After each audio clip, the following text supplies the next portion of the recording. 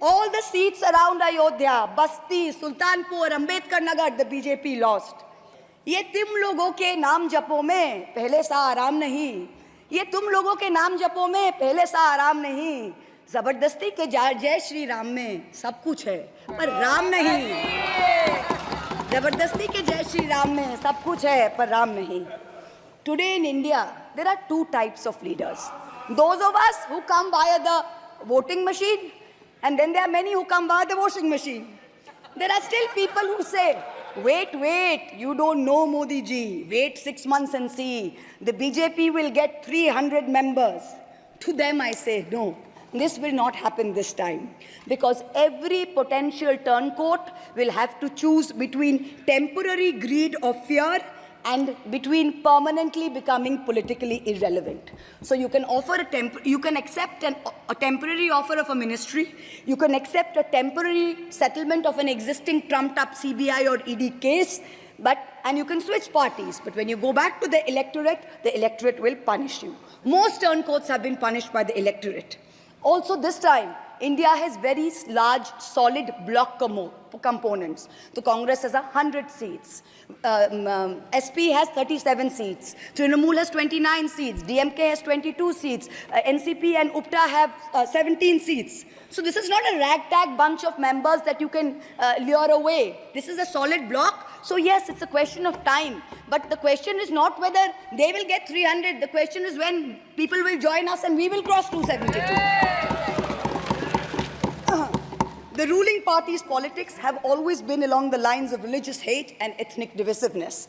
But even at the height of their power, when they got 303 seats, 1 out of 2 Hindus had not voted for the BJP. This time, even in their core Hindi heartland, their core voters have deserted them.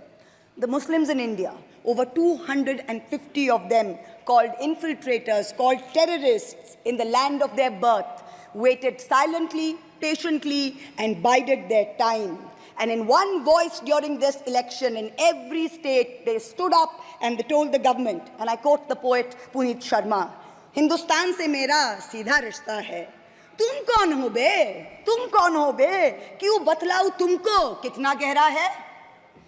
The Dalits, whom the BJP paid lip service to for so many years, realized that even the talk of 400 seats meant that Baba Sahib Ambedkar's constitution was in danger, and they deserted the party. The Marathas, whom the BJP coalition had tried so desperately to woo, realized that their promises were worth nothing. The BJP and its allies lost 7 out of 8 seats in Marathwad. The Jats, the careers of their youth at risk with this ill-conceived Agniveer scheme, their farming livelihoods threatened, their female wrestlers manhandled. They vented their ire at the ballot box. Ultimately, it was the BJP's policies of exclusion, not inclusion. You wanted to exclude everybody, and that was your undoing. You didn't need Muslims. You trampled on Dalits. You ignored farmers. You ignored Jats. You marginalized Kashmiris. Well, they consolidated their voice during this election pan-India, and today they don't need you. That's the message they've given you during this election. ये देश ही अपना हासिल है जहां राम प्रसाद भी बिस्मिल है. मिट्टी को कैसे बांटोगे? सबका ही खून तो शामिल है. That's what they said. You can't divide us. You can't do it anymore. This new India, this new frame of reference is going to be very hard for a lot of interest groups. Perhaps the first casualty is the legacy media. The Godi media was its own worst victim. The brown-nosing TV anchors and online trolls lied, spread fake information, amplified the government's propaganda. So-called psephologists who actually had printing contracts from the government of India were on TV 24/7 acting like the election was a done deal. There was no need for voting. The BJP had already won. Media moguls organized conclaves where they prostrated themselves before the Vishwa Guru. Anchors used staged interviews and set up scripts.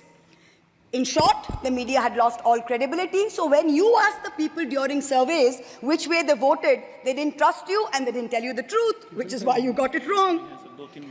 Ram Kamal Jha, the editor of the Indian Express, remarked that some media owners were so comfortable on their knees that it hurts to stand up. To them we say, please stay where you are. There is a new generation of journalists in India today with spine, with integrity, and with courage. Our media, you have done your best to silence with fake cases and attempts and censorship, but they have survived and they will thrive in the digital space. I will also touch upon another pillar in our democracy, the judiciary. 2 days ago, the Honorable Chief Justice of India, while on a visit to Calcutta, remarked that judges were not deities. They are here to dispense justice with compassion. Just as one can't be partly pregnant, you either are or you're not. Justice and democracy too must be absolute. They cannot partly be in effect. The retirement age for High Court justices is 62, and the retirement age for Supreme Court judges is 65. Now, this has unfortunately contributed to High Court judges kowtowing to the Supreme Court Collegium and to the government for a last-minute elevation to be able to serve for 3 more years and then qualify for further sinecures, such as the head of the Lokpal, the head of the National Human Rights Commission, chairman of various tribunals. It has come to such a state that opposition leaders framed in politically motivated cases are denied and bail and denied justice simply because judges are even scared to touch their case for fear of offending the government. Today I say, the poorest people in India who have perhaps the most to lose from offending the government in power, they have shown spine and risen to the occasion. Your lords and ladyships, heed thy inner voice, have a spine, rise to the occasion. 7 months ago, on the 8th of December, this house was transformed into a Kurusabha, presided over by a blind Dhritarashtra, where Dushrasan Darbaris made every attempt to disrobe Draupadi.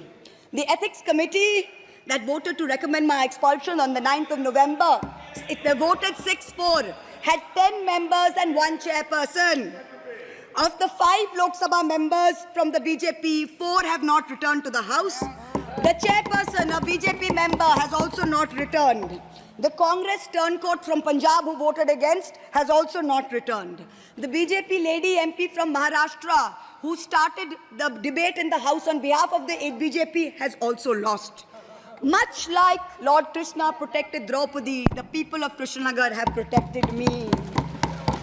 In the last year, a lot of people look at me and say, oh, Mahua, you must have lost a lot. You lost your membership, you lost your house. And by the way, I also lost my uterus due to a surgery. But you know what I gained? I gained what Rahulji said, the freedom from fear. I do not fear you. I will see the end of you. We will see the end of you. Your ED, your CBI, your income tax, your trolls, your media, nobody can scare us. The people of India are patient. They will wait patiently for this government to fall.